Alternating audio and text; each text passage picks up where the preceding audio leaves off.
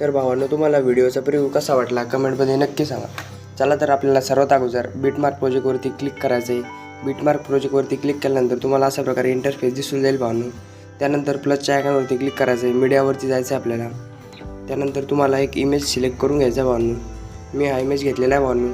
त्यानंतर त्याला fill composition एरियावरती click करून त्याला अशा प्रकारे पुढच्या बिटपर्यंत अशा प्रकारे ओढून घ्यायचं आहे। त्यानंतर आपल्याला पुढच्या बिटवरती यायचं आहे। पुढच्या बिटवरती आल्यानंतर आपल्याला एक इमेज सिलेक्ट करायचा आहे भावांनो दुसरा। त्याला पण पुढच्या बिटपर्यंत जो एक्स्ट्रा पार्ट आहे त्याचा कट करून घ्यायचा आहे भावांनो। त्याच्यानंतर परत आपल्याला एक इमेज ॲड करून घ्यायचा आहे भावांनो। त्याला पण फिल कंपोजिशन एरिया करून घ्यायचा आहे।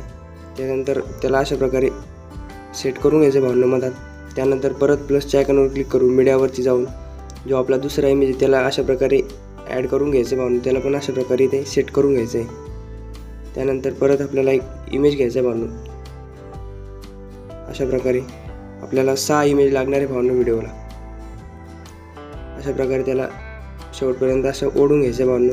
त्यानंतर अशा प्रकारे सेट करून घ्यायचे।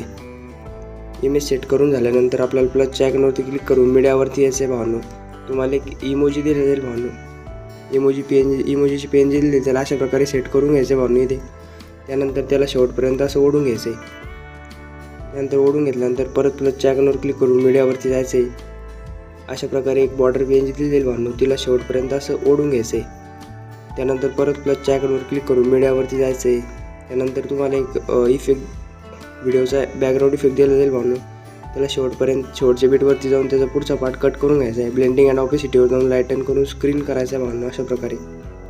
त्यानंतर आपल्याला बॅक यायचं आहे। बॅक आल्यानंतर आपल्या शेक इफेक्टवरती जायचं आहे। शेक इफेक्टवरती गेल्यानंतर जो आपला पहिला इफेक्ट इमेज आहे त्याच्यावरती क्लिक करायचं आहे। इफेक्टवरती क्लिक करून कॉपी करायचं आहे आपल्याला हा इफेक्ट। त्यानंतर परत आपल्याला बॅक जायचं आहे। बिटमार्क प्रोजेक्टवरती जायचं आहे। बिटमार्क प्रोजेक्टवरती गेल्यानंतर जो आपला पहिला इमेज त्याच्यावरती क्लिक करून इफेक्टवरती जाऊन 3 डॉटवर जाऊन पेस्ट करून टाकायचा हा इफेक्ट आपल्याला। परत बॅक यायचं आहे। शेक इफेक्टवरती जायचं आहे आपल्या। शेक इफेक्टवरती गेल्यानंतर तो दुसरा इफेक्ट आहे त्याच्यावरती क्लिक करून इफेक्टवरती जाऊन 3 डॉटवर जाऊन कॉपी करायचं आहे। परत बॅक यायचं आहे। बिटमार्क प्रोजेक्टवरती जायचं आहे आपल्या। बिटमार्क प्रोजेक्टवरती गेल्यानंतर आपण जी इमेज ॲड केलेले होते त्याच्यावरती क्लिक करायचे। हा इफेक्ट आपल्याला 3 डॉटवर जाऊन पेस्ट करून टाकायचा आहे भावांनो। सर्व इमेजला अशा प्रकारे इमेजवरती क्लिक करायचं आहे भावांनो। इफेक्टवरती जाऊन 3 डॉटवर जाऊन पेस्ट करून टाकायचं अशा प्रकारे। मी करून घेतो भावांनो फास्टमध्ये।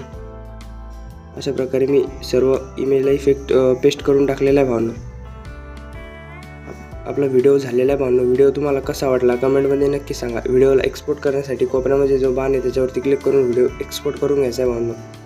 चला तर भेटूया भावांनो आपण पुढच्या व्हिडिओमध्ये। धन्यवाद।